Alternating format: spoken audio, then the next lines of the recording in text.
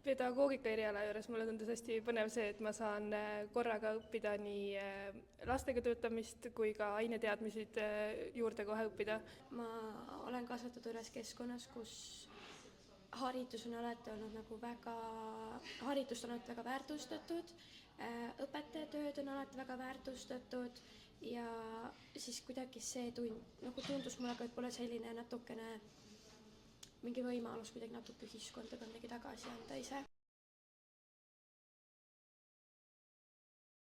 Pedagoogika eriala juures on hästi tore see, et mul on täielik vabadus ise valida, millist ainet ma õpetama hakkan hiljem. Saan kõrvalerialadena valida seda, mida ise tahan.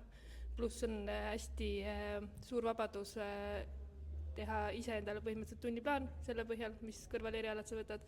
Ja kõige toredam, mida ma praegu näen, mida ma erialat valides ei näinud, on see, et ei pea iga päev koolis käima, et tavaliselt saab 3 päevaga nädalas hakkama.